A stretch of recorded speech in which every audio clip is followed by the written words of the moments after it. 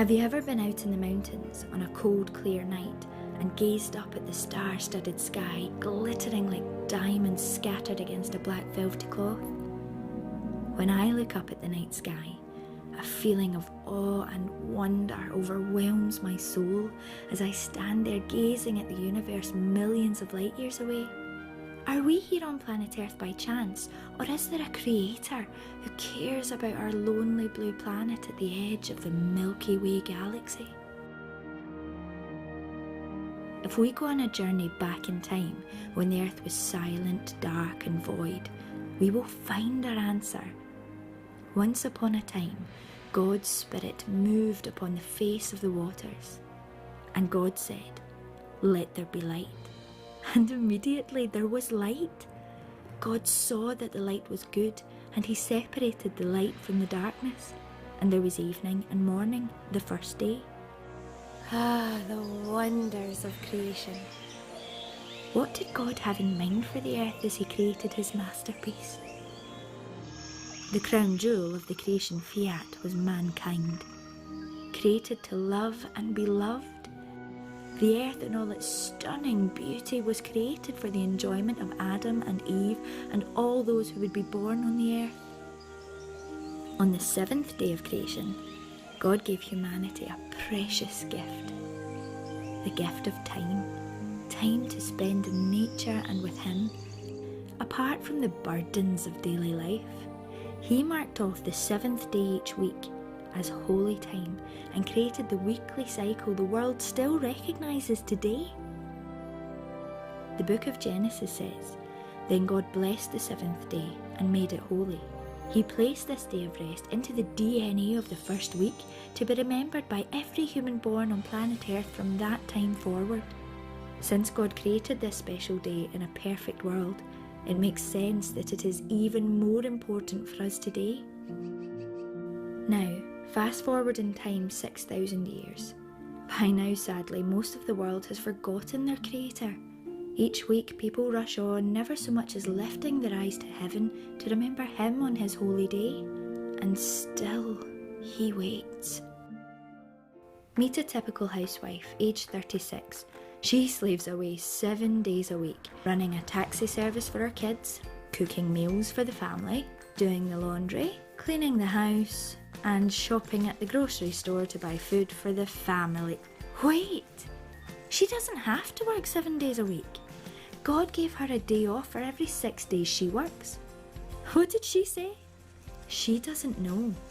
No one told the poor stressed out mother about the day of rest. And husbands, this is good news for you too. 1 day a week your wife can't give you a honey-do list. That's right. Honey, I need you to take out the garbage, mow the lawn and fix that hole in the fence. Oh, and be sure to wash and vacuum the car. It's filthy. When you get that done, you can go and play with the boys. No dear, not today. I don't have to. God said so. I'll mend the fence tomorrow. I'm spending time with God, with you and with the kids today. Okay, guys, when you think about it, it's rather difficult to have quality time with your wife when your face is buried in your computer or when you're spending the whole day watching football games at home. She needs you, she loves you, she wants to spend time with you. Remember when you were dating how much you wanted to be with her? Since God is love, he wants quality time with you and me too. This isn't possible when we are working 7 days a week or we're so occupied with doing our own thing we don't give God our time on his time. Now, here's the best part for me.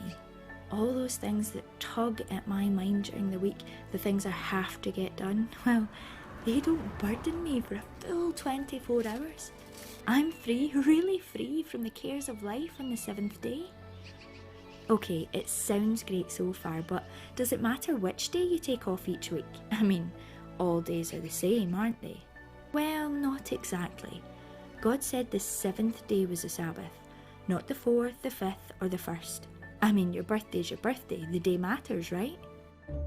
I was a young child when I first discovered the 7th day was the Sabbath.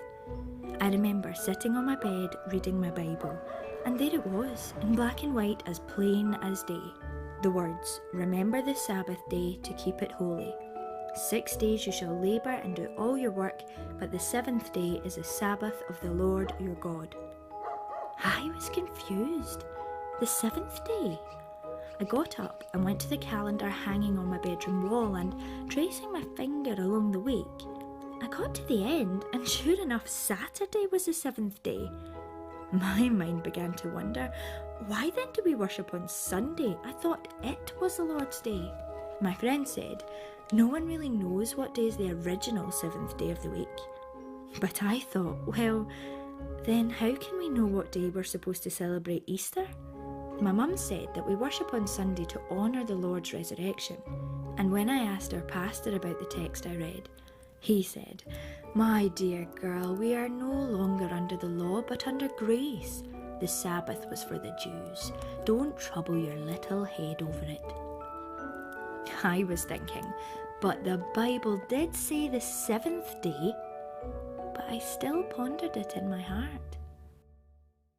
That was many years ago. It took time for those seeds that were planted in my heart as a young child to bear fruit in my life. The 4th commandment is at the heart of God's moral law. You know, don't kill, don't steal, don't covet, don't take God's name in vain. If grace sets us free from keeping the 4th commandment, we must also be free to kill, steal, covet, commit adultery and take God's name in vain. Why would the only commandment that says remember be the only commandment that is okay to forget? And why would Jesus come and die for our sins, which is breaking the law, only to set us free to break the law? Paul wrote in Romans, do we then overthrow the law by our faith? By no means, on the contrary, we uphold the law. It seems if the law was nailed to the cross when Jesus died, he could have just set aside the law beforehand and spared himself the cruel death. Where there is no law, there is no sin. Problem solved. You can't get a speeding ticket when there are no laws regulating how fast you drive. The fact that the Sabbath is part of the other 9 moral laws means it must be binding upon all people as well. Now, since God is the originator of the Sabbath and the lawmaker, only he has the authority and power to change the day we honour him as creator and redeemer. Search if you will, but there is not a single text in the entire Bible where God commands us to worship on another day. Jesus said, I am Lord of the Sabbath. And it's true. He created it in the beginning, kept it his whole life, and expects us to honour it as well. How do we know? Jesus said, if you love me, keep my commandments. All 10. James said if you break one of the commandments, you really have broken them all. Why? Because they are based on love. The Sabbath is like the wedding ring people wear on their hand when they get married. It says, I belong to him, he belongs to me. When people see the ring, they know you have joined yourself in a sacred pledge to always love your spouse. In the same way, the Sabbath is a sign of our allegiance to the one who created and redeemed us.